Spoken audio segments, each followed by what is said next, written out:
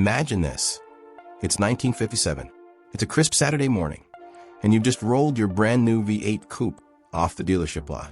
There's no national speed limit. Police barely have radar guns. You slam the accelerator, and the engine roars like a jet, pressing you back into the seat. Welcome to the 1950s, a time when speed wasn't illegal. It was cultural, a symbol of rebellion, pride, engineering daring. This was the golden age when the world's fastest cars didn't sit hidden in elite garages.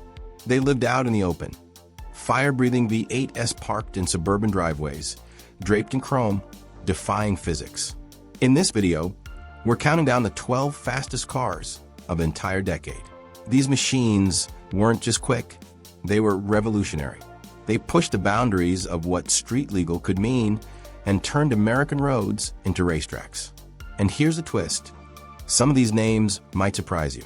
Number 12 to 1957, Chevrolet Corvette Fuelie. Let's rewind to the heart of 1957, a time when America was booming, rock and roll was on the radio, and innovation was a national sport. If you were lucky enough to walk into a Chevrolet dealership that year, you might have caught a glimpse of something truly special. The 1957 Corvette Fuelie. This wasn't just a new model. It was a declaration that America had arrived on the global sports car stage. What made it so groundbreaking? 2 words: fuel injection. The Corvette Fuelie was the first mass-produced American car to feature a mechanical fuel injection system, a leap forward in engine efficiency and performance. At the time, carburetors were still the norm, but Chevy was bold enough to bring race-inspired technology to the street. Under the hood sat the now legendary 283 cubic inch V8 engine. But this wasn't just about displacement. It was about precision. With the optional ramjet fuel injection system, the engine made an astonishing 283 horsepower.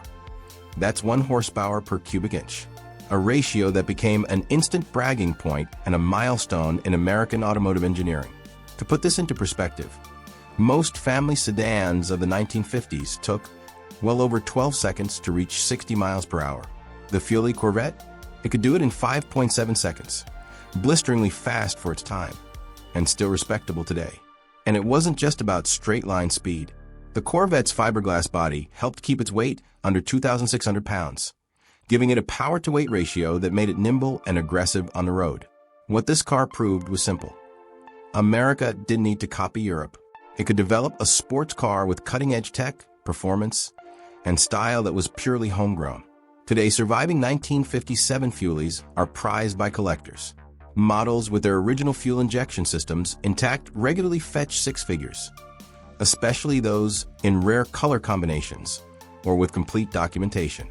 These cars aren't just valuable, they're icons. The 1957 Fuelie marked the moment when the Corvette stopped being just a pretty face and became a serious contender in the performance world. It was a shot across the bow, not just at European rivals, but at the idea that American cars couldn't be cutting edge. Number 11 to 1955 Chrysler C-300. If the Corvette was America's sleek new sports car, the Chrysler C-300 was its heavyweight champion.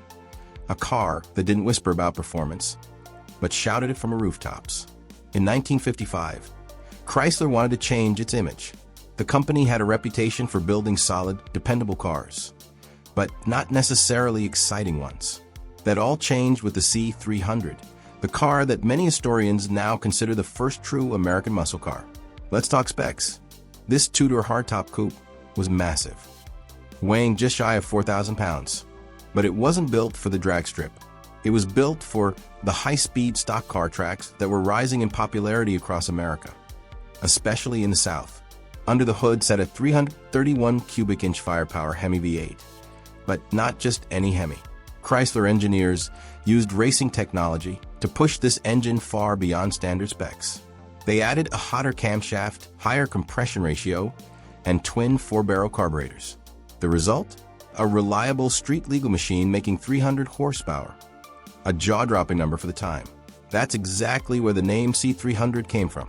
This wasn't just a fast car on paper. On the track, it made its presence known immediately. In its first year, the C-300 dominated Daytona Speed Week, taking the top 5 spots in the flying mile and winning several NASCAR Grand National races. Drivers quickly realized this wasn't some luxury barge. It was a high-speed missile wrapped in chrome, and it looked the part too.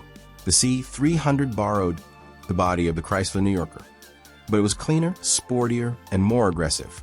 Its front grille, inspired by classic European design, gave it an upscale yet purposeful appearance. Inside, it was all business.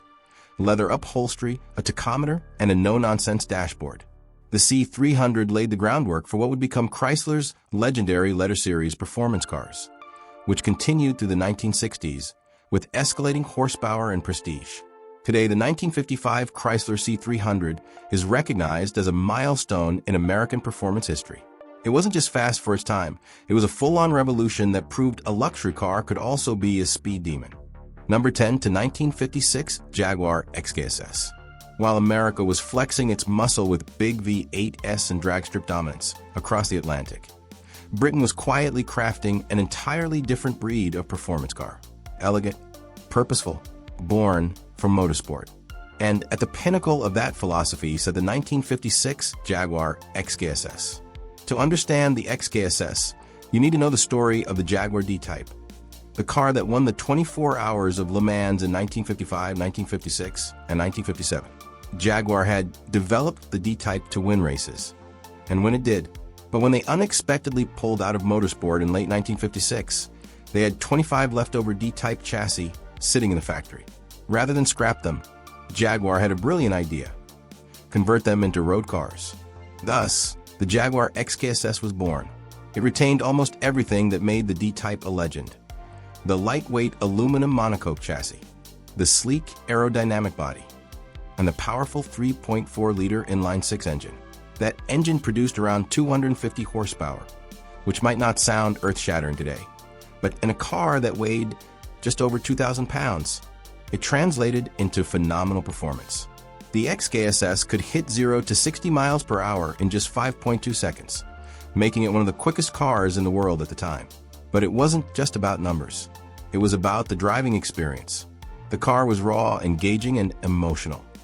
Exactly what you'd expect from a Le Mans winner converted for street use. But tragedy struck. In February 1957, a fire ripped through Jaguar's Browns Lane factory, destroying 9 of the 25 completed XKSS models. Only 16 cars made it out alive, instantly turning the XKSS into one of the rarest production cars ever built. One of those survivors found its way into the hands of Steve McQueen, the king of cool himself. He adored the car so much that he kept it for decades, famously calling it the best car I've ever owned. Today, the Jaguar XKSS is considered a crown jewel of both British automotive engineering and post-war performance history. It's not just a car, it's a rolling piece of art born from racing, forged in tragedy, and immortalized by legends.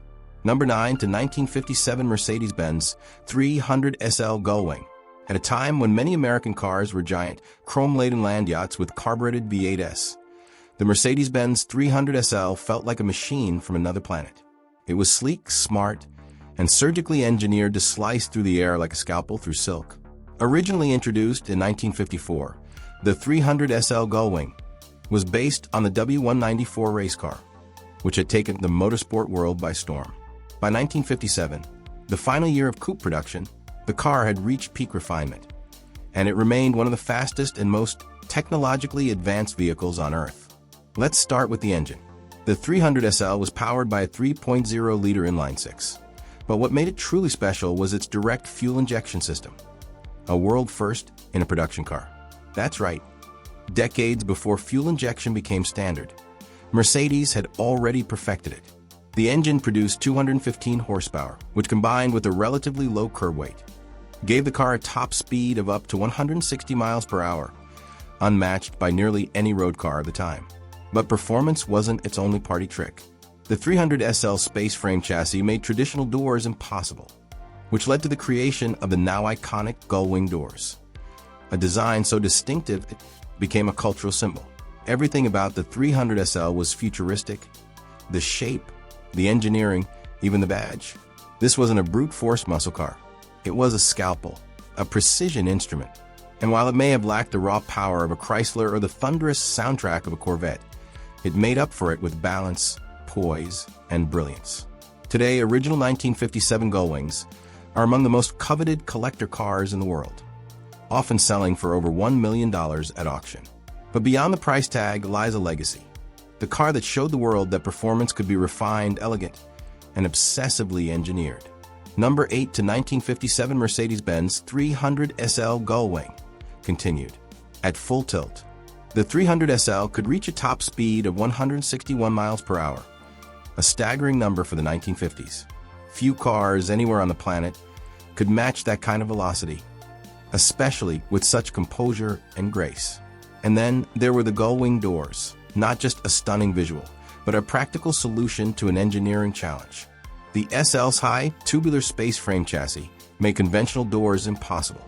So Mercedes came up with something brilliant: doors that opened upward like the wings of a bird. Every time you climbed in, it felt like you were boarding a spaceship.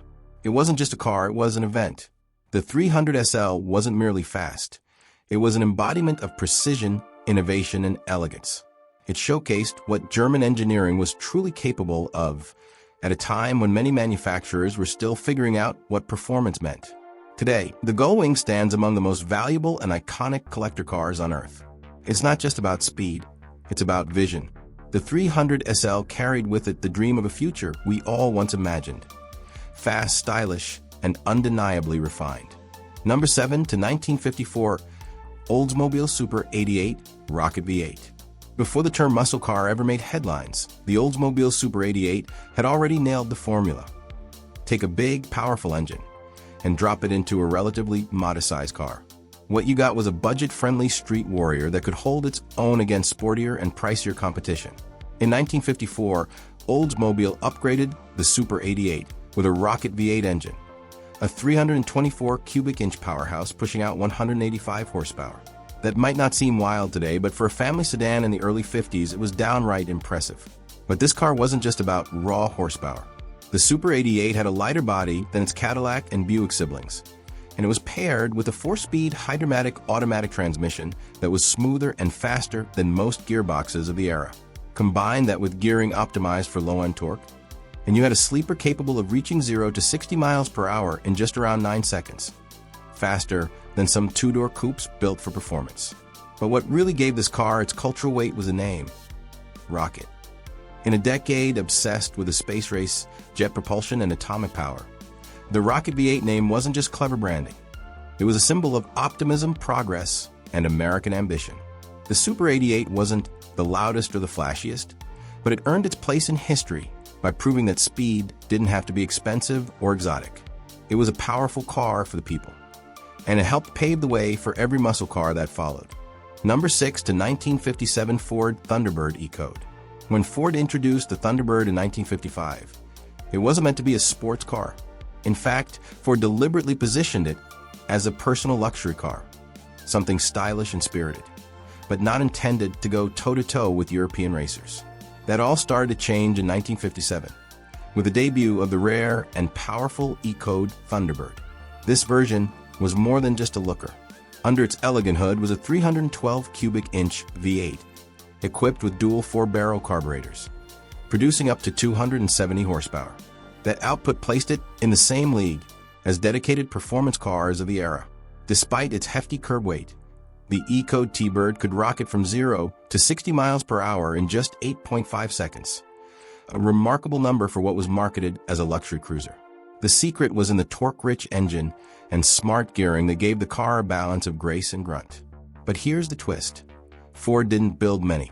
Out of over 21,000 Thunderbirds produced in 1957, only about 1,400 were E-Code cars. That rarity makes them extremely desirable today among collectors and enthusiasts. The E-Code Thunderbird proved that performance didn't have to come at the cost of comfort. You could have leather interiors, power accessories, and chrome everywhere, and still smoke most cars at the stoplight.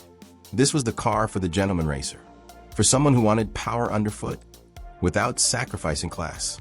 In a decade where the lines between sports and luxury were just beginning to blur, the Thunderbird E-Code led the way. Number 5 to 1953 Cadillac Series 62 Coupe DeVille. While the Corvette and Thunderbird were chasing younger buyers with flashy designs and performance buzz, The Cadillac Series 62 Coupe DeVille was aimed squarely at a different kind of customer, those who wanted power wrapped in luxury. In 1953, Cadillac equipped the Series 62 with a 331 cubic inch overhead valve V8, an engine that produced around 210 horsepower. That might not sound radical, but remember, this was a full-size luxury coupe weighing over 4,200 pounds. Despite its size, thanks to its high-dramatic transmission and well-balanced chassis, it could hit 0 to 60 miles per hour in about 10 seconds, not far behind many so-called sports cars of the day. But performance wasn't the headline here, it was refinement. The Coupe DeVille was all about quiet power. It didn't scream, it whispered confidence. From its leather interior to its chrome accents and power windows, every part of the car exuded sophistication. This was a car for the successful businessman, the Hollywood executive, or the diplomat. It wasn't trying to impress by being loud or fast. It impressed by being effortless. It didn't need to prove itself. It was itself.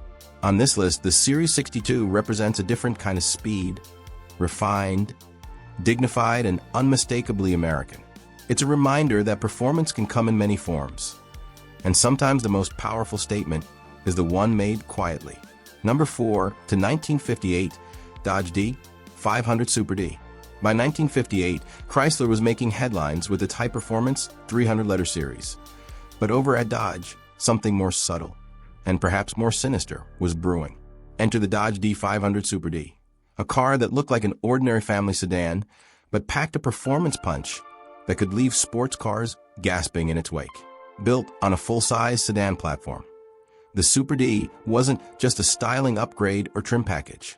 It was a legitimate factory hot rod. Under its hood lived a 361 cubic inch V8, fitted with dual 4-barrel carburetors, capable of producing up to 320 horsepower. That was sports car territory, especially in a 4-door sedan. And Dodge didn't stop there. The Super D was outfitted with heavy-duty suspension, larger brakes, and a performance rear axle ratio. All components usually reserved for purpose-built race cars. The result? A top speed of around 130 miles per hour, 209 kilometers per hour, which made it one of the fastest full-size sedans in America at the time.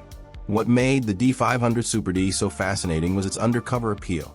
It didn't flaunt its power with loud exhausts or garish styling. It was clean, quiet, and quick, a true sleeper.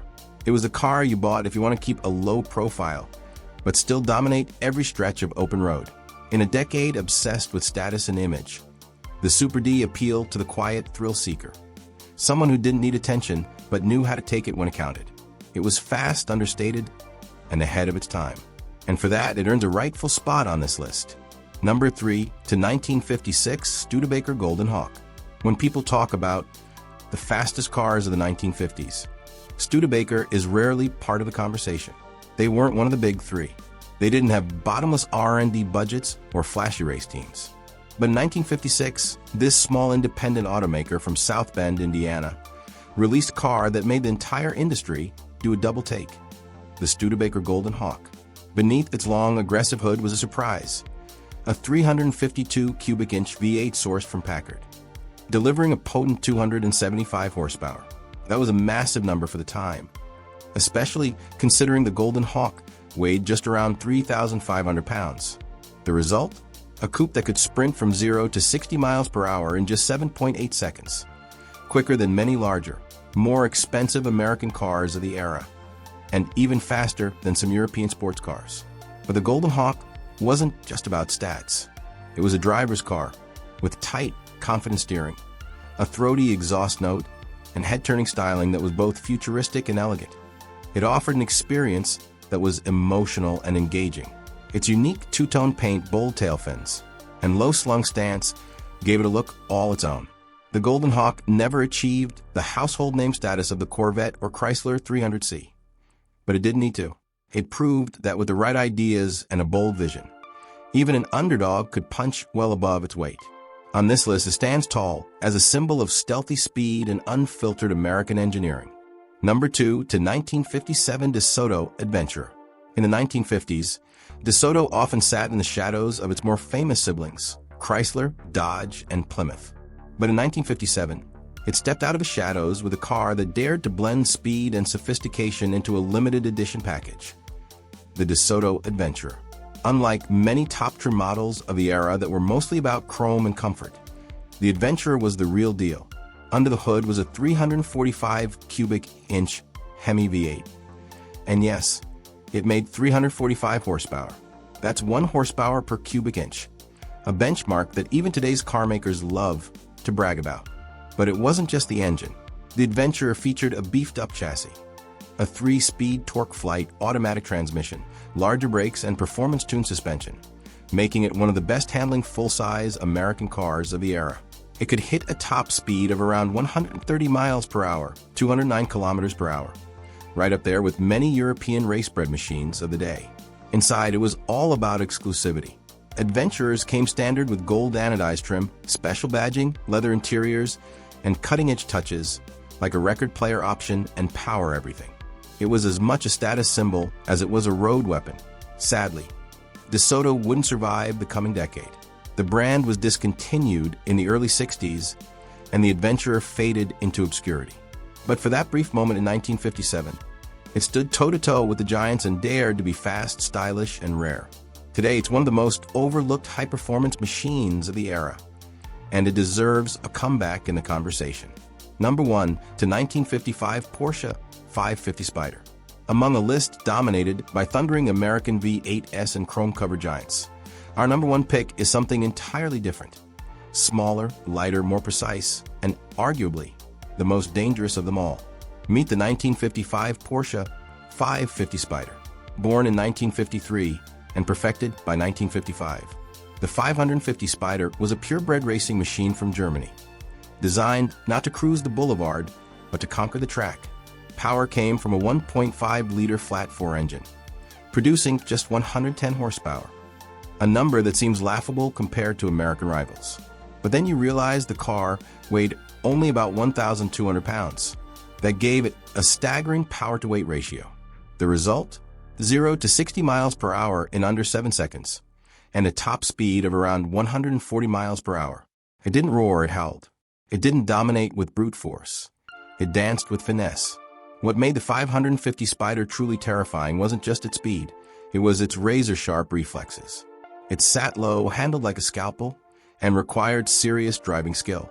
On tight circuits, it could outmaneuver cars with triple the power. It quickly earned a reputation in international racing, securing class wins at the Targa Florio, Le Mans, and more. And then there's the legend. The car's connection to James Dean, who famously died driving his 550, which he nicknamed Little Bastard. That tragedy turned the already iconic car into a piece of mythic Americana, wrapped in speed, danger, and youthful rebellion. The Porsche 550 Spyder wasn't built for everyone. It was built for those who wanted to live on the edge. And for that reason, it earns the top spot on our list. Conclusion: a decade of speed, spirit, and steel. From roaring American V8s to featherweight European marvels, the 1950s laid the foundation for everything we now know as car culture. This wasn't just a decade of design, it was a decade of daring, where innovation exploded and car makers fought to push the limits of power, performance, and identity. We saw industry titans like Chrysler, Ford, and GM flex their engineering muscles. But we also celebrated the bold moves of smaller players, Studebaker, DeSoto, and even Porsche, who dared to challenge the rules and redefine what a car could be. Some of these machines became global legends. Others quietly slipped into obscurity. But every one of them carried the same spark, that craving for speed, that thrill of the open road, that hope for something greater just beyond the horizon. Which car from the 1950s impressed you the most? Was it the fearless Porsche 550 Spyder, the muscular Chrysler 300C, or the underdog spirit of the Golden Hawk? Let us know in the comments below. And if you want more deep dives into forgotten speed machines, rare classics, and sleeper legends, don't forget to like, share, and subscribe, because the next ride is coming fast.